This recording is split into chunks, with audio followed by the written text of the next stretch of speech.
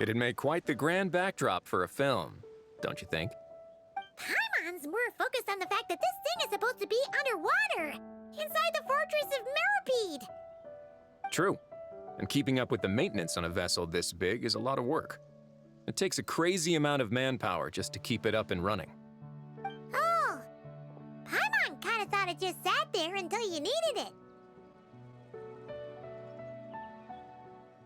I wish it were that simple. The truth is, the maintenance costs on this thing are substantial, so we decided to rent it out during the festival to earn some extra mora. Besides, the inmates are the ones who keep it in good shape. Seeing the fruits of their labor put to use is a good form of social rehabilitation for them. Huh, you've really thought this through.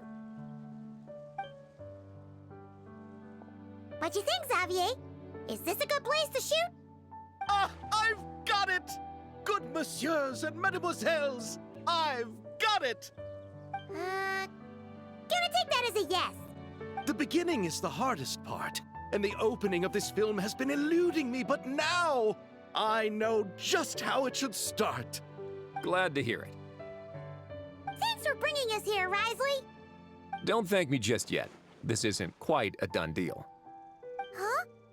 Not a done deal as in someone already rented it out? You said no other production teams had snatched it up! This person isn't affiliated with a production team. The rental fee was high enough to scare off plenty of other film crews, but she didn't blink. Made quite the generous offer, and didn't even attempt to haggle. Do you know what she plans to use it for? I'd like to at least have a rough idea before going in to negotiate. I didn't ask for the details, but I did see what looked like a fishing permit and a business license on her desk. My guess is she's planning on using it for some kind of restaurant or aquarium. A floating restaurant is sure to attract people, but an aquarium sounds cool too. The views from the ship make it a great spot for a date. The winglet might not be under my command right now, but it's always nice to see her admired. A film is sure to drum up some good publicity as well. I do hope we can work something out with the current captain. Well, guess we should head over and talk things out then. Best of luck.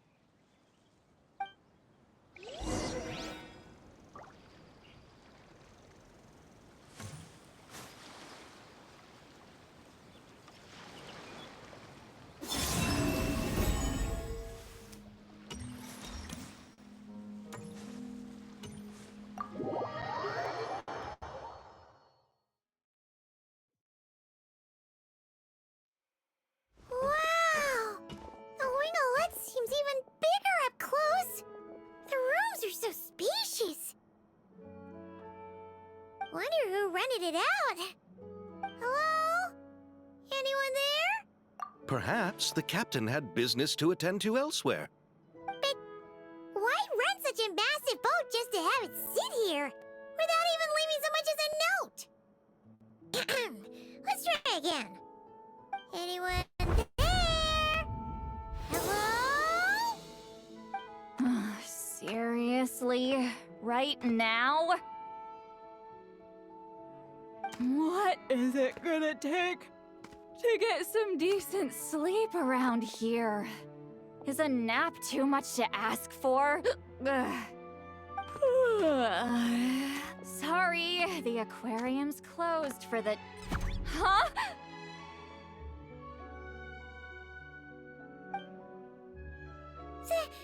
See Lolly? Traveler! Paimon! Hold on.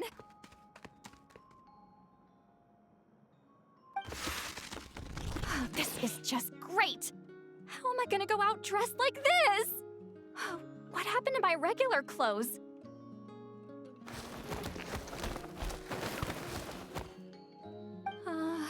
The wash! I put them in the wash after I drank too much and fell into the fountain. Oh, this can't be happening! Am I seriously gonna go out like this? Think we might have caught her at a bad time. See Lolly? I don't want to hear it. Hear what? A single word about what I'm wearing. No comments, none. Is that clear? Oh, yep. Crystal.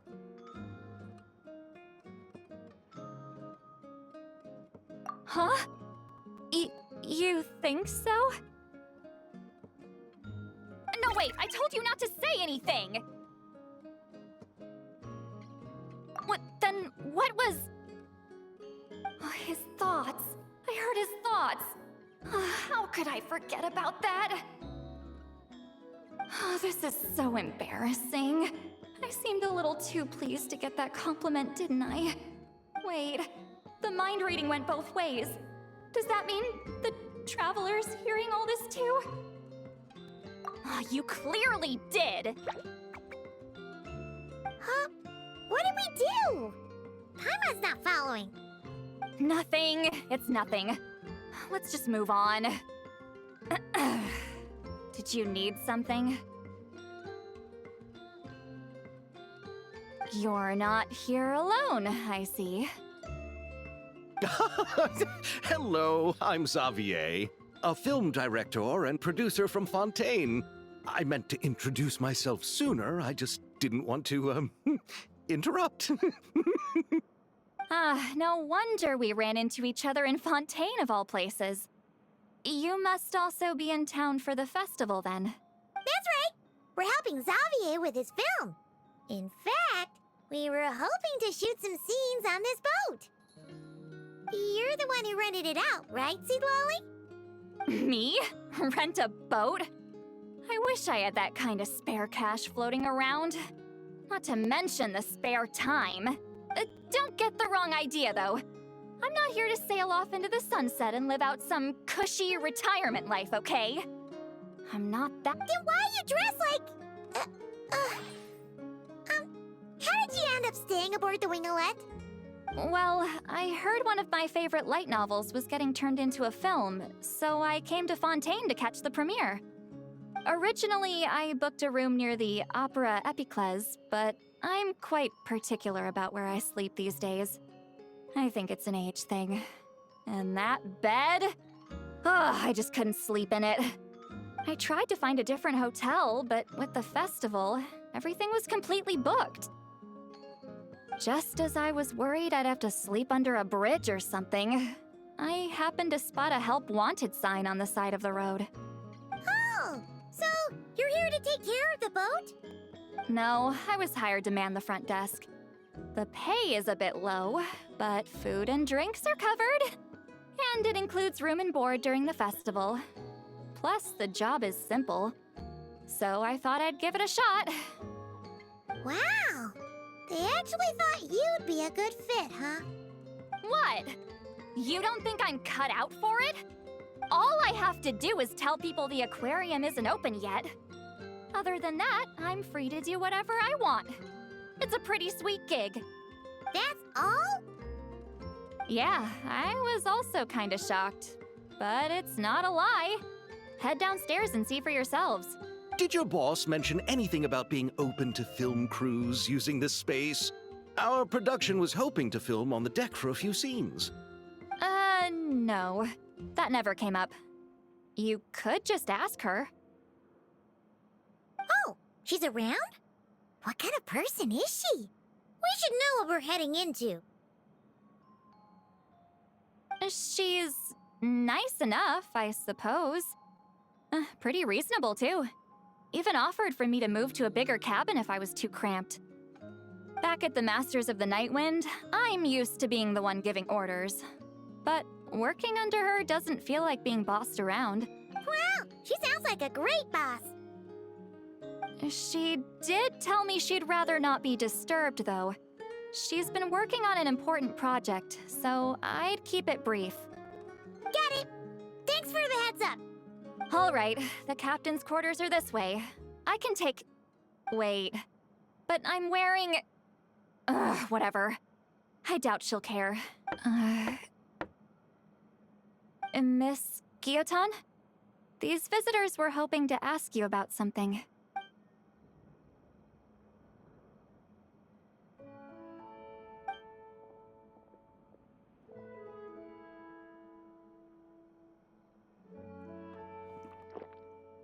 I thought I said to limit the interruptions. Just tell them the aquarium is still...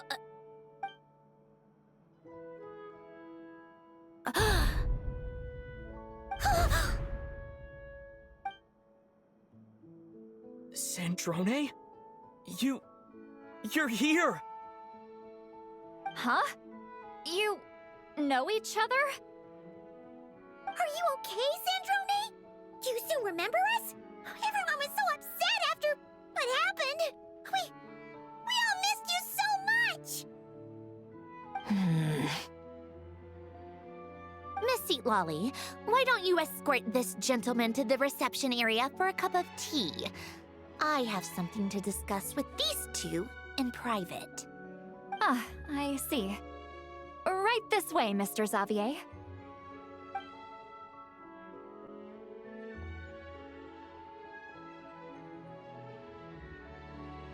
Sandrone?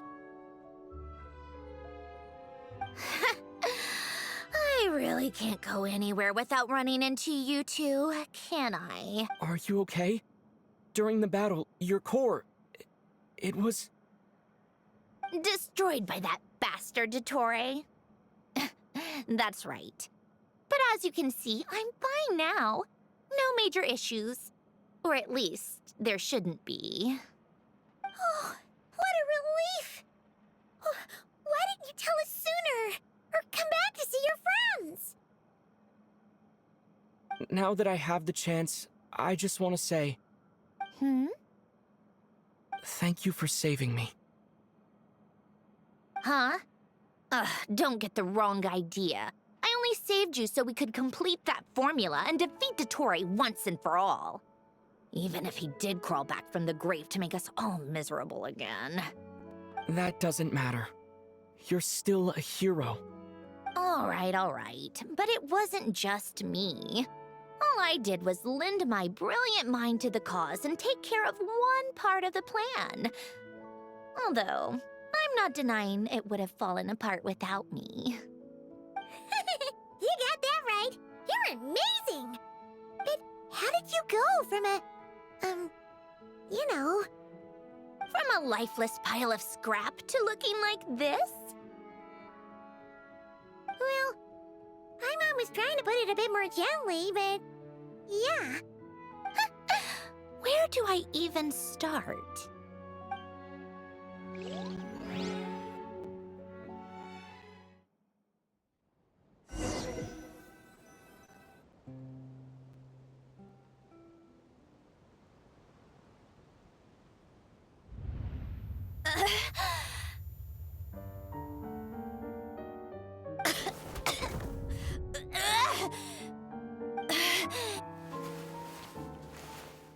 Where am I?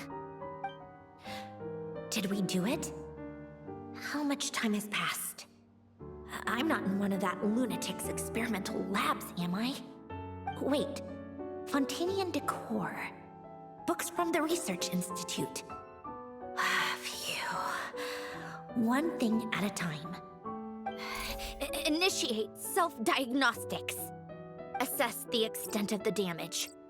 Cut power to compromised, non-essential components. Then reconstruct available action modules. Severe damage to the core. Dottore, you bastard. Polonia?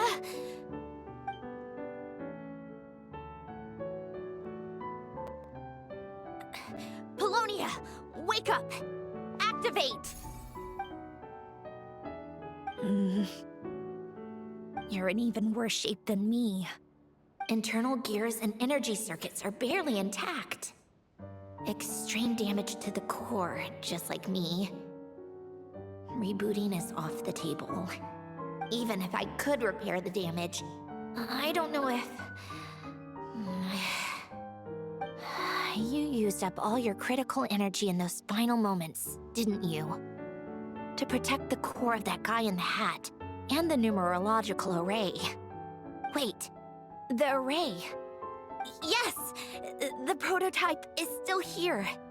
But can I even run it in this state? Whatever. I have to try. I just need to confirm one thing. Activate the numerological array. Connect the computing core to my body. Just like I thought. It needs too much computing power.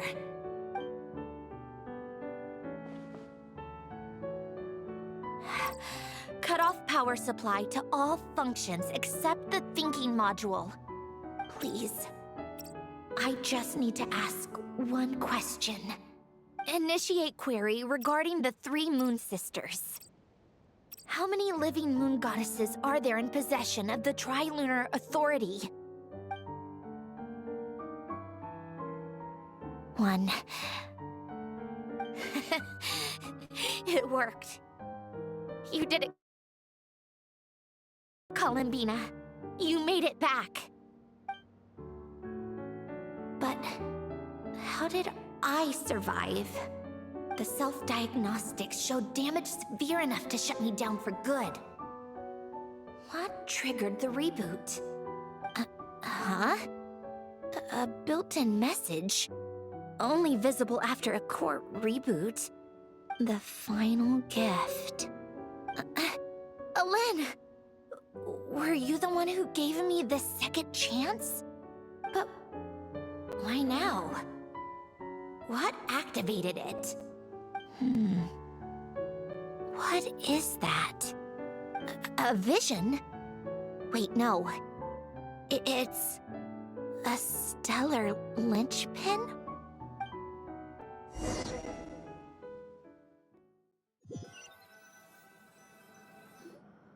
A stellar linchpin? You can think of it as a rare kind of vision. As for what causes one to manifest, well, that's still unknown. But in Snezhnaya, or in Afatui's research at least, it's believed to have some connection to the third descender. The third descender? We knew his remains were used to create the Gnosis, but this is the first we're hearing about a stellar linchpin.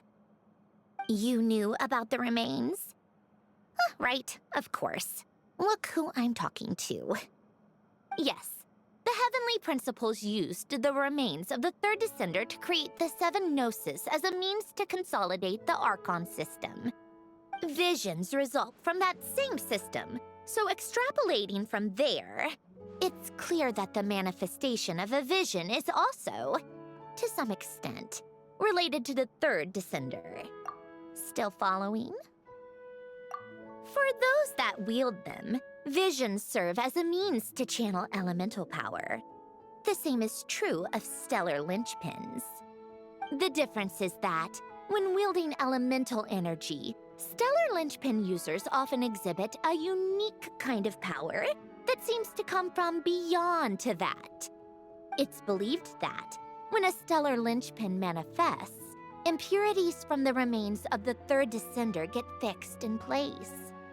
Hence, the name. That's also believed to be the source of the strange power I just mentioned. We've heard that visions can appear when someone has a really strong wish or desire. Stellar linchpins sound kind of similar, so does that mean... Huh? Oh, don't look at me like that. I've never had any grand wishes or aspirations. Just a list of things that drive me up the wall. So if you're asking why this thing appeared, I have no clue. All I know is that without it, the gift Alen left me, this built-in second chance, never would have triggered. The damage to my core was too severe. But thanks to the stellar linchpin's manifestation, it did trigger. And after my core rebooted, I was able to repair the damage to my body. I also managed to import the numerological array, along with some of Polonia's surviving algorithms, into this form. Wait, does that mean Polonia is... Yes. Unfortunately, Polonia is... beyond repair. Oh, we're so sorry to hear that. But you also mentioned something about a final gift? Yes. Alen often spoke to me about wishes and desires when he was alive. I suppose he thought there might come a day when I wished for something, and was willing to sacrifice my own life to fulfill it. So he left me a chance to start over.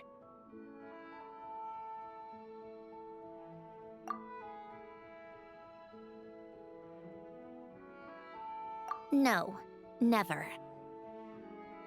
Alen once said I was his proudest masterpiece. That night after Alen died, I started studying how Polonia and I worked. Polonia is essentially a computational machine, so it wasn't difficult to figure out the mechanical principles there. But when it came to my own structure, that's when Alen, the Lord Artificer's true greatness, struck me once again. I attempted to imitate it when I created Catherine, but in the end, she turned out to be nothing more than a superficial replica. What? But his creation skill, Catherine, is super impressive. We were shocked when we first found out she was a puppet. No, she's nothing compared to what Alen was able to create. Some of the mechanical principles of my own core are still a complete mystery to me. Keeping that gift hidden wasn't even a challenge for him. Just a shame I had to waste it on fighting Dottore. I just couldn't stand the thought of him coming out on top.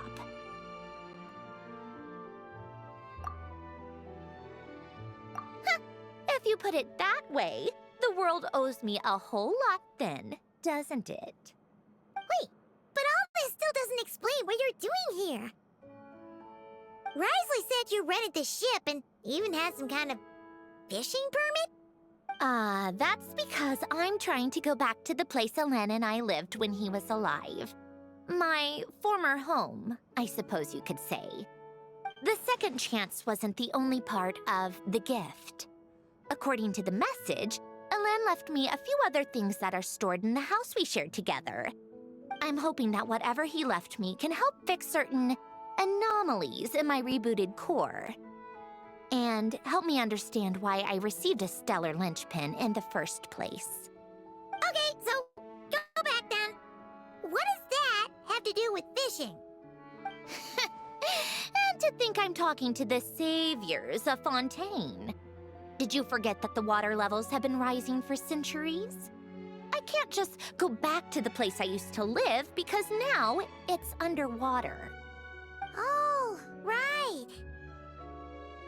With the rising water levels and changes in terrain, it's not just a matter of finding where it is, but also clearing away any sediment or debris.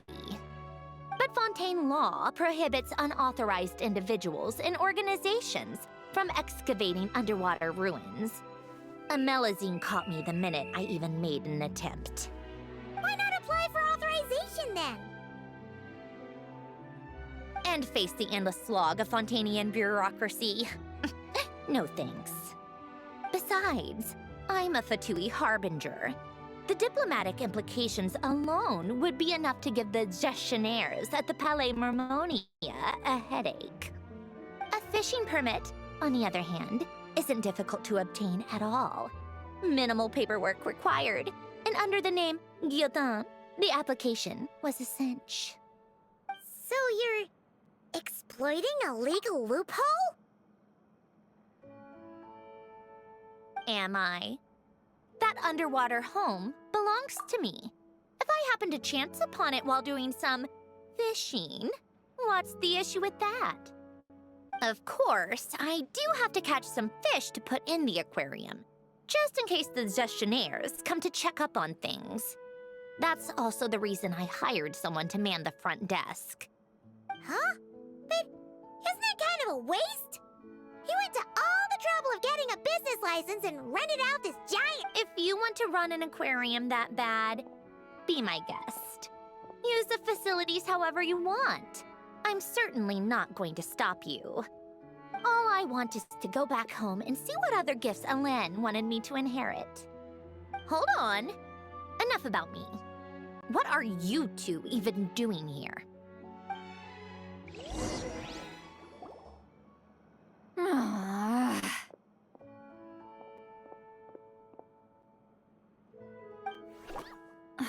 Seriously?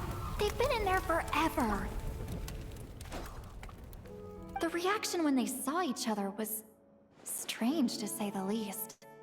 They're lucky I was nice enough to leave the room and give them some space. Back in the Masters of the Nightwind, I'm the one who gets to kick people out.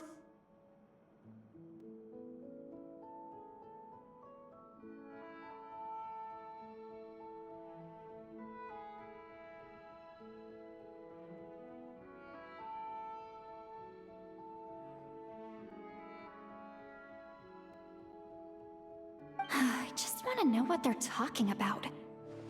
Should I cast a little eavesdropping spell? Oh no, what am I thinking? I'm Granny Eastley, the great shaman of the Masters of the Nightwind. This is just ridiculous. Making me wait out here for so long? Where's their respect for their elders? Oh, here they are. Were you back there arguing or something? What took you so long? The two of you are already acquainted with Miss Guillotin, then? Oh, yep. But don't worry, we got everything sorted. Sandrone agreed to let us shoot on the ship, but it has to be when she's not here. When she's not here? That's right. You'll excuse me if I didn't exactly ask for this little reunion. I wasn't planning on seeing anyone. Like I said, my core is severely damaged. Even with the gift, there are anomalies that are making things unstable. I don't even know if I can continue to function without issues. So the priority is to fix these anomalies and get answers to my own questions. Then, I can see the people that need seeing. Anyway, just let Sandrone know when you plan to film Xavier, and she'll, steer clear. I do hope I'm not causing Miss Guillotin too much trouble. No! She just wants to keep a low profile for her own, complicated reasons. She doesn't want anyone else to know she's here. Understood. I'll be sure to keep that in mind. Oh, and see Lale? Huh?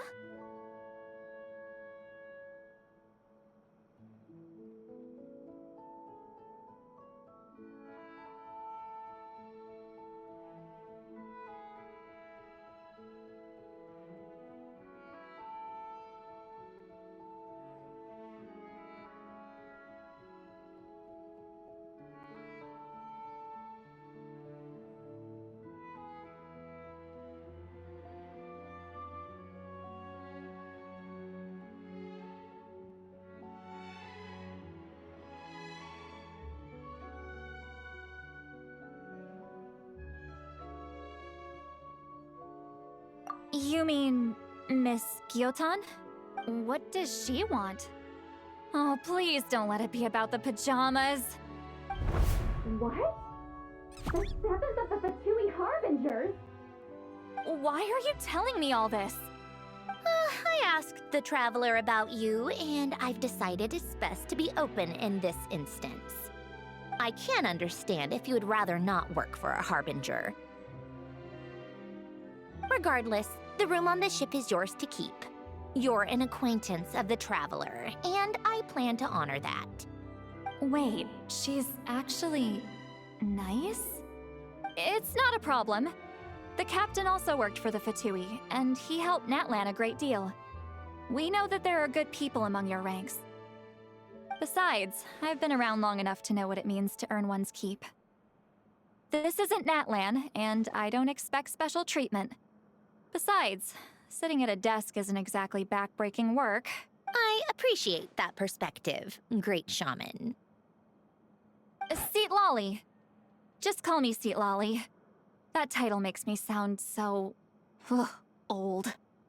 Well, Seat Lolly, the Traveler and I are looking for something, so we'll be heading underwater together soon. Together? How often? Not too often. We're heading out in a bit, but I'll be available if you need something. You couldn't, go alone? I wanted to, but he was concerned about my physical well-being. So he offered to come with. Guess my mental well-being means nothing then. Huh?